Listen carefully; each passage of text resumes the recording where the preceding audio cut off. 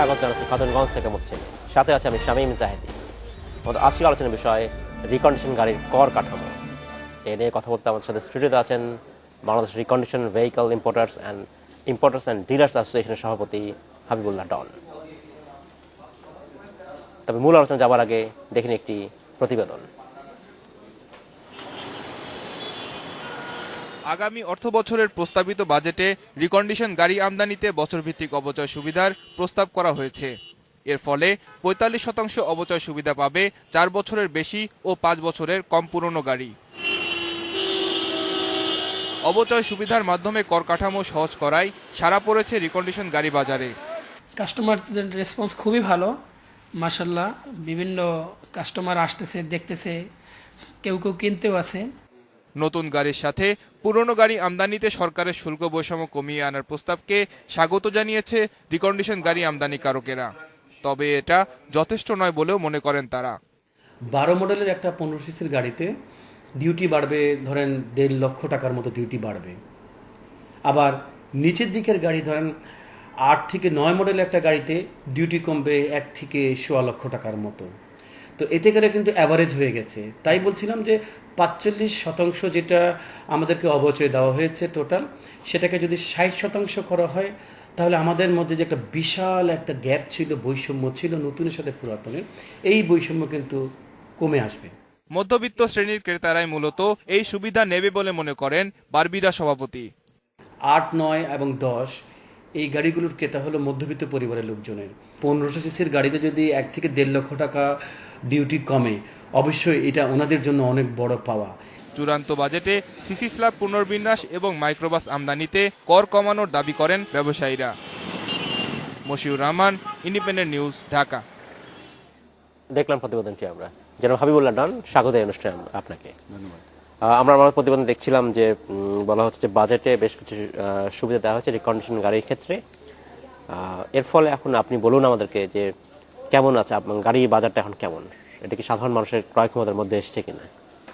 দেখুন, গত প্রায় 2টা বছর ধরে আমরা যারা রিকন্ডিশন গাড়ি ব্যবসা করি, তারা একেবারে বলতে গেলে প্রতিযোগিতা, যারা আমাদের সাথে নরমালি প্রতিযোগিতা হলো ব্র্যান্ড নিউ গাড়ি যারা আমদানি করেন, নতুন গাড়ি আমদানিকারকদের সাথে আপনারা যারা পুরাতন গাড়ি আমদানি করেন তাদের একটা প্রতিযোগিতা ছিল। জি জি। আচ্ছা, সেই প্রতিযোগিতায় কি আপনারা এবার জয়ী হয়েছেন? না, প্রতিযোগিতায় পিছিয়ে ছিলাম। তার কারণ হলো যে যেটা বলার চেষ্টা করছিলাম, কিংবা আপনার রিপোর্টেও দেখিয়েছেন যে আমাদের মধ্যে একটা শুল্কের একটা বৈষম্য ছিল। এই বৈষম্যটা অনেক বড় বৈষম্য ছিল। ধরেন একটা 1500 সিসির গাড়ি ব্র্যান্ড নিউ যারা আমদানি করেন, তারা দেখা যেত ডিউটি দিতেন মাত্র 9 লক্ষ টাকা। এবং একই গাড়ি আমরা 5 বছরের পুরাতন গাড়ি যখন আমদানি করতাম, আমাদের দিতে হতো প্রায় 14 লক্ষ টাকা। এতে করে প্রায় 5 লক্ষ টাকার মতো প্রায় ডিফারেন্স ছিল, ডিউটি ডিফারেন্স। এখন আমরা যেটা এখন বলছি যে এই বাজেটে, প্রস্তাবিত বাজেটে, অবশ্যই আমি ধন্যবাদ জানাবো মাননীয় অর্থমন্ত্রীকে, পাশাপাশি যিনি এনবিআর এর চেয়ারম্যান আছেন, সদস্য আছেন এনবিআর এর, সবাই যে এই জিনিসটা উপলব্ধি করতে পেরেছেন যে আসলে একটা বড় বৈষম্য ছিল, এবং এই বৈষম্য কমিয়ে আনার জন্যই কিন্তু ওনারা যে অবচয় প্রথা, যেটা 35% ছিল, এটাকে 45 করা হয়েছে, অবচয় সুবিধা দেওয়া হয়েছে। কিন্তু তারপরও আমাদের যে লক্ষ্য ছিল, এই কাঙ্ক্ষিত লক্ষ্য কিন্তু অর্জন হয়নি। তার কারণ হলো যেটা বলছিলাম যে প্রায় 5 লক্ষ টাকার মতো গ্যাপ ছিল এই একটা গাড়িতেই, ছোট গাড়িতেই। আচ্ছা, নতুনের সাথে পুরাতনের ডিউটির। সেখানে যে আপনার যে রিপোর্টটা দেখলাম, সেই রিপোর্টে আছে, দেখলাম যে আমি নিজেই বলেছি 8-9 একটা গাড়িতে প্রায় 1 থেকে 1.5 লক্ষ টাকা হয়তো ডিউটি কমবে এই 10% অবচয়ের জন্য, কিন্তু 5 লক্ষ টাকা still there is a big gap, you can understand. So এটা যদি 45 থেকে 60% করা হতো অবচয়, আমার মনে আমাদের যে গ্যাপটা ছিল, এই গ্যাপটা আমার মনে পূরণ হতো। আচ্ছা, বাট তারপরে আমি আবারও বলছি, সাধুবাদ জানাই যে সরকার 35 থেকে 45 করেছে এটাকে। আমি আশা করব এটা প্রস্তাবিত বাজেট যদি সুযোগ থাকে এটাকে 60% অবচয় দিবে। এতে করে কিন্তু যারা মেইন ক্রেতা, আমাদের তো ফোকাস ছিল যারা বায়ার, এই বায়াররা কিন্তু এই দীর্ঘ 2 বছর কিন্তু ওনারা সস্তায়, আমরা তো অ্যাকচুয়ালি জাপান থেকে যে গাড়িগুলো আনি আপনি জানেন, খুবই উন্নত প্রযুক্তির। আর একটা 5 বছর পুরাতন গাড়ি যদি আমরা এনে বিক্রি করি, এটা পরীক্ষিত লাস্ট 35 ইয়ার্স, যে 5 বছর একটা পুরাতন গাড়ি, জাপানিজ গাড়ি যদি কেউ কিনেন, ওনারা মিনিমাম 10 থেকে 15 বছর চালাতে পারেন উইদাউট এনি হ্যাসেল।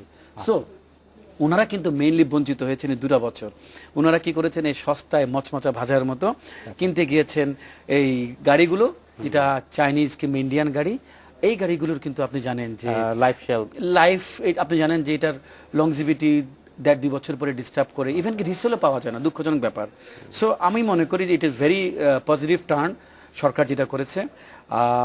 অবশ্যই আপনি আমাদের একজন দর্শক একটা প্রশ্ন পাঠিয়েছেন, দর্শক হচ্ছেন রফিক, উনি জানতে চাচ্ছেন পুরাতন গাড়ির দাম এখন কেমন হবে যদি 15 সিসির গাড়ি হয় এই মুহূর্তে। এখানে আরেকটা অবশ্যই সেটা নিশ্চয়ই জাপানি কথাই বলছেন, যেহেতু রিকন্ডিশন গাড়ি কথা বলছেন, কত হবে এটা? এখানে আরেকটা বিষয় কিন্তু ক্রেতাদের মাথায় রাখতে হবে। কেননা আমরা কিন্তু যে গাড়িগুলো কিনি জাপান থেকে, আপনি জানেন যে ইয়েন এবং ডলারের ফ্ল্যাকচুয়েশনের জন্য প্রতি মাসে কিন্তু ডিউটির হেরফের হয়। আচ্ছা, এটা কিন্তু এই সুবিধাটা কিন্তু সবসময় কিন্তু ক্রেতারাই পান। গত 3 থেকে 4 মাস ধরে ইয়েন যেখানে 78 ছিল সেখান থেকে 103 যে পৌঁছেছে।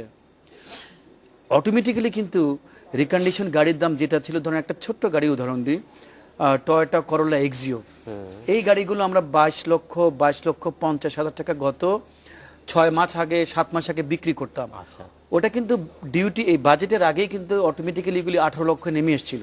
আচ্ছা, 18, 18.5 নেমে এসেছিল বিকজ অফ। এখন কত হতে পারে সেটাই জানতে চাচ্ছেন আমার দর্শক। এখন সমস্যাটা আরেকটা আছে যে যেটা 103 ছিল ইয়েন, এখন হয়ে গেছে এই আজকে যদি ধরি 94 or 95 হবে ইয়েন। সামনের মাসে কিন্তু 1 তারিখে, জুলাইয়ের 1 তারিখে আবার কিন্তু ডিউটি ইয়েনের আর ডলারের ফ্ল্যাকচুয়েশনে কিছুটা বাড়বে, 1,25,30,000 টাকা।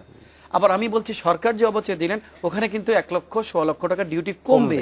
তো এখন যদি এটা অ্যাভারেজ করতে যাই, দেখা যাচ্ছে যে কিছু কমলো কিছু বাড়লো। মার্কেটে একটা এক্সিও এখন যদি কেউ কিনতে আসে 8-এর এক্সিও, সেটা হয়তো 17.5 লাখ টাকার মতো এখন দাম এসে দাঁড়াবে। তারপরেও মনে করি যে যেটা 22 লক্ষ 22.5 লক্ষ ছিল এটাতে অনেক কম, এবং আমার মনে হয় ক্রেতা সাধারণ যারা আছেন তারা কিন্তু 1 তারিখের আগে যদি গাড়িগুলো কিনতে যান শোরুমগুলোতে, অবশ্যই অনেক কমে গাড়িগুলো দাম পাবেন। ধন্যবাদ জনাব হাবিবুল্লাহ আপনাকে।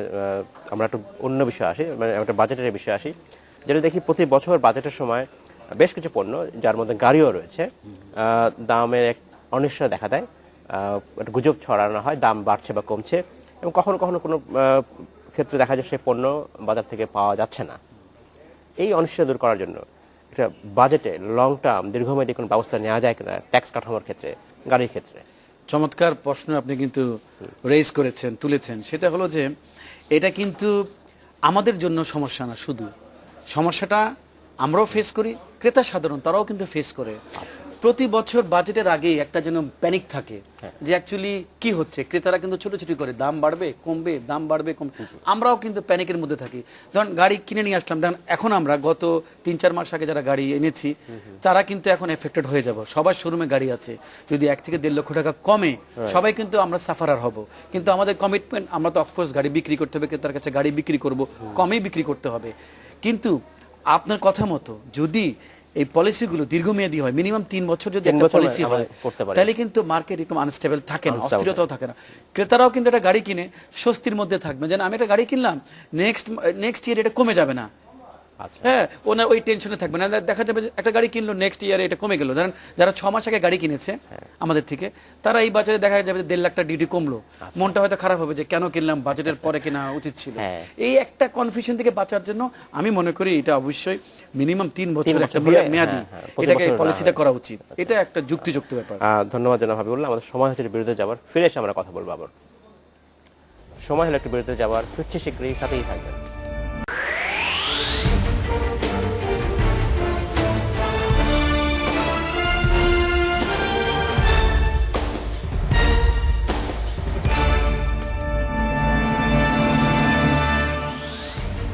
স্বাগত আরেকবার খাতুনগঞ্জ থেকে বলছি। আজ আমরা কথা বলছি রিকন্ডিশন গাড়ির কর কাঠামো নিয়ে। এই নিয়ে কথা বলতে আমার সাথে স্টুডিওতে আছেন Bangladesh recondition vehicle importers and dealers অ্যাসোসিয়েশনের সভাপতি হাবিবুল্লাহ ডন। যেমন হাবিবুল্লাহ, আপনাকে স্বাগত জানাচ্ছি আরেকবার। যেন হাবিবুল্লাহ, আমরা বিরতিতে যাওয়ার আগে কথা বলছিলাম রিকন্ডিশন গাড়ির কর কাঠামো নিয়ে। সেখানে আপনি বলছিলেন যে 2008-9 সালের মডেলের গাড়ির দাম কমবে 1 থেকে 1.5 লক্ষ টাকার কথা আপনি বলছিলেন। সেক্ষেত্রে 2012 সালের গাড়ির কি অবস্থা হবে? তখন এই ক্ষেত্রে এই মডেলের গাড়ির দাম কি কমবে? আসলে ব্যাপারটা আমি একটু বুঝিয়ে বলি, সেটা হলো যে আমরা যারা রিকন্ডিশন গাড়ি আমদানি করি, আমদানি নীতিমালা অনুযায়ী আমরা 5 বছরের অধিক পুরাতন গাড়ি আমদানি করতে পারি না।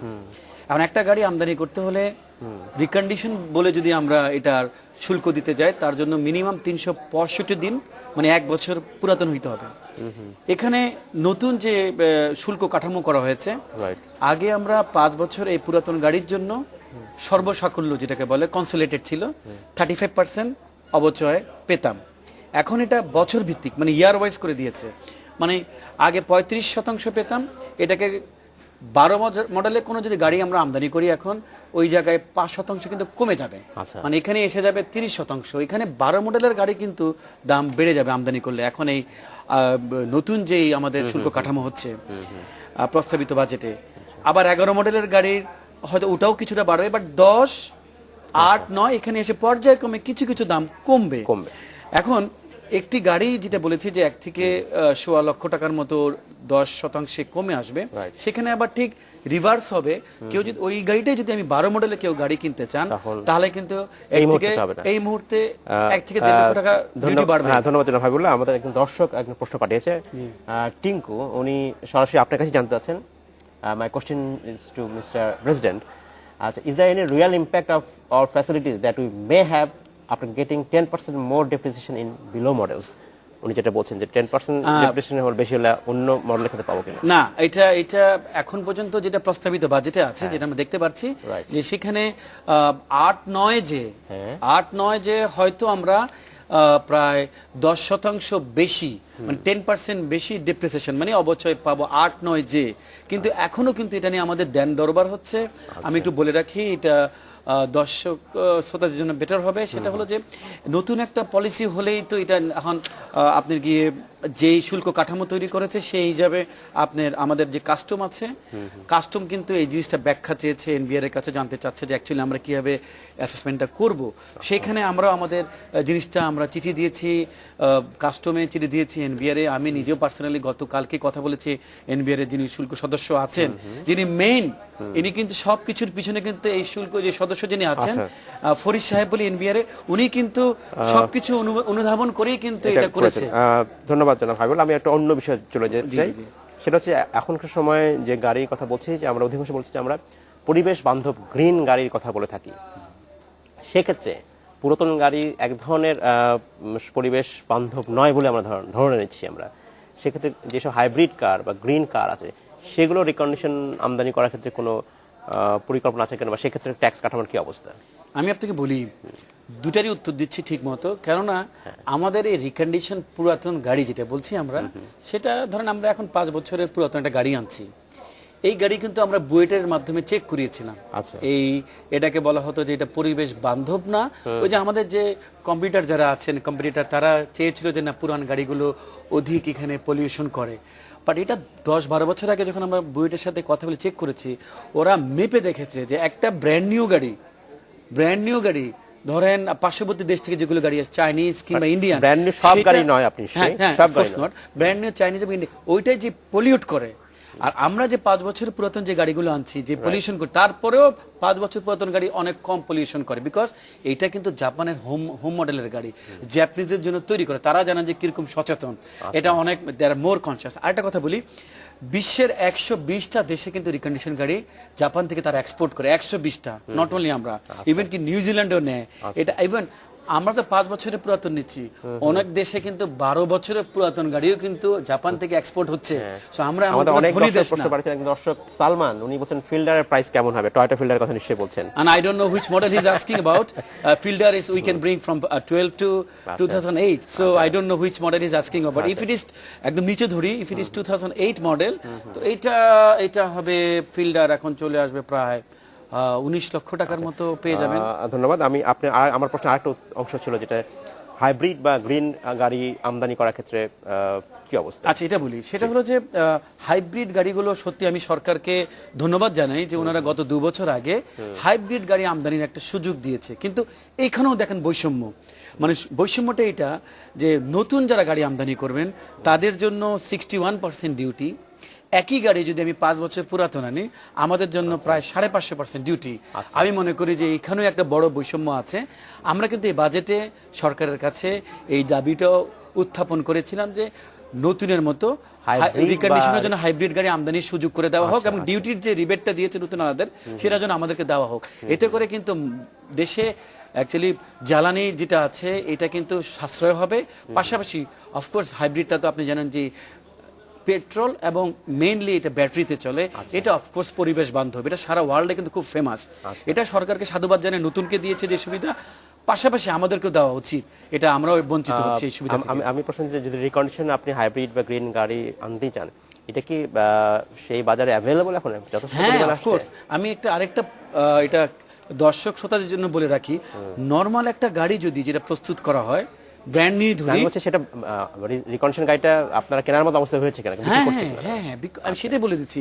একটা গাড়ি নরমাল যদি $20,000 হয়, নরমাল ইঞ্জিন গাড়ি, আচ্ছা। হাইব্রিড কিন্তু জানেন আপনার অন্য মানে খুব হাই প্রযুক্তির একটা টেকনোলজির গাড়ি, হাইব্রিডের জন্য প্রায় 15,000 টাকা বেশি এটা দাম হয় কিন্তু ওইখানে। এই জন্য ব্র্যান্ড নিউ গাড়ি কিন্তু পুরোপুরি মার্কেট করতে পারে না, বিকজ কিনতে গেলে কিন্তু অনেক বেশি দাম। এই গাড়িটাই যদি 5 বছর পুরাতন হয় আমরা প্রায় এটা 1/3 প্রাইসে পেয়ে যাব, 3 ভাগের 1 ভাগ দামে পেয়ে যাবো, এবং এটা কিন্তু মার্কেটে আমরা বিক্রিও করতে পারবো, ক্রেতাদের জন্য কিন্তু খুব ভালো হবে এটা। ধন্যবাদ জনাব হাবিবুল্লাহ, আমাদের সময় শেষ করতে হচ্ছে। আপনাকে অসংখ্য ধন্যবাদ এর আসার জন্য। ধন্যবাদ আপনাকে। শেষ করতে হচ্ছে আজকের মতো খাতুনগঞ্জ থেকে আমাদের সাথেই থাকবেন, দেখা হবে আবার।